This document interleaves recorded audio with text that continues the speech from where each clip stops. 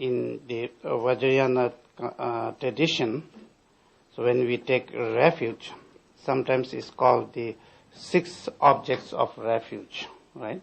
Like the outer object of refuge is the common refuge that we take in, which is Buddha, Dharma, and Sangha.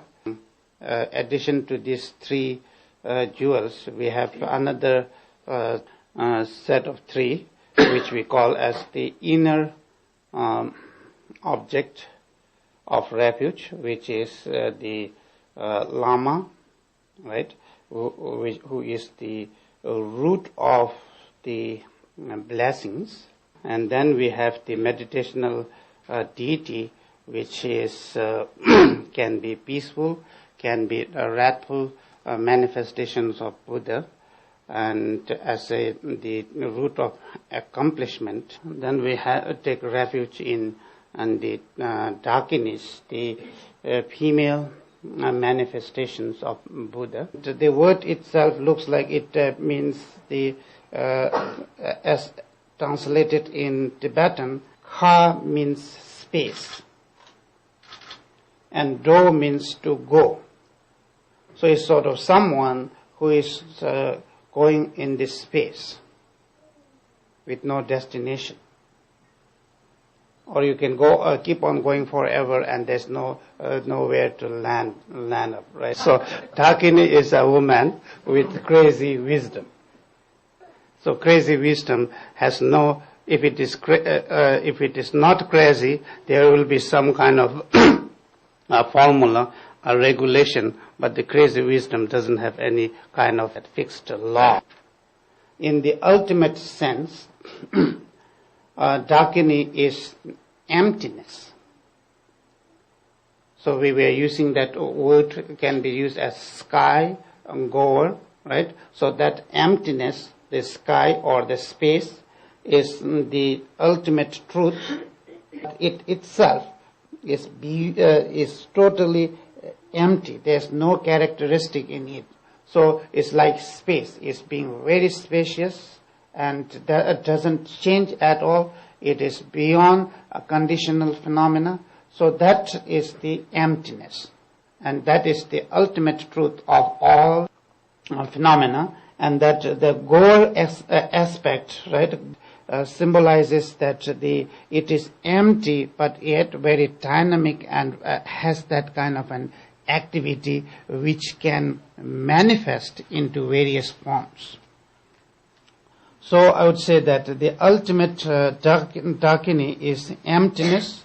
It is the Buddha Samanta Badri Kuntu Sangmo, the primordial Buddha, and when to symbolize that this ultimate nature is free of all our conceptualizations. So is depicted in the form of naked, to symbolize that naked awareness which is free of all these conceptual elaborations. So that is the ultimate Dakini to which we take refuge. Everything that we experience is empty in this very right moment. It is the ultimate truth. So that case, then whatever you see, whatever you hear or contemplate or think becomes the aspect of Dakini. And that becomes the ultimate refuge. Because our ultimate refuge is emptiness. Vajravarahi is again the manifestation of the emptiness in the form of that a woman, female Buddha. Mainly the Dorje Pamo is depicted in red. So that sort of the red is a color of magnetizing, to bring these people in the Dharma through that depiction of the color which is used red. And again, she has that curved blade to cut through our conceptual construct, the emptiness, and then to symbolize offering of the desire and the our life force of samsara is she's holding that kapala which is filled with blood. To sustain our body, what we need is blood. To sustain our samsaric energy is our desire, our attachment. So when you want to kill someone, maybe put to rest is a nice way of saying. And you know, in Vajrayana, is a very nice way of saying that is liberation. I'm not kidding. That's the word. So if you want to liberate someone, you have to just drain that blood out, right? So likewise, if you want to liberate yourself from this cyclic existence, so what you have to do is just drain out all this attachment, and you're free. So to symbolize that, like the sustaining force of samsara is our attachment, our desire. So she is making that offering to the Buddhas, or in sense of emptiness, so that we can detach ourselves from samsara by draining out its life force. And then in doing that, again, in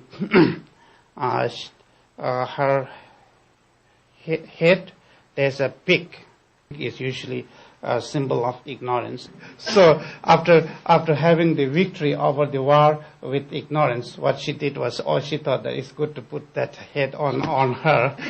So, I'm just kidding. It's just to symbolize that she has overcome the ignorance. And then she is again depicted in all these different attires, like especially the bones, the different ornaments of the bone, is just to symbolize that she has transformed that, even that mundane aspect of the body, into the wisdom body. Then Mother Tara was one who got enlightened in female form, and then through that attainment, she was swiftly able to help many sentient beings. So, to call her for her enlightened activity is sort of now just pressing 911, right? So if you're in a problem, so you just press 911 to Mother Tara, and for sure that she'll come and help you. When we are talking about the three roots, right? Tinlegi Tsawa Khando. So the root of enlightened activity is the Dakinis. Everything is possible just because it's empty. Because if it is not empty, what will happen is there will be some kind of an rigidity in that fundamental building block, and you cannot change that. So you'll have only one color, you'll have just or no color, and you cannot change at all. So as we do not have that rigid formation, it's totally empty, and then if we are able to abide ourselves in that empty nature, which is the practice of Dakini, which is the ultimate practice, and which can give us all this give birth to all this realization.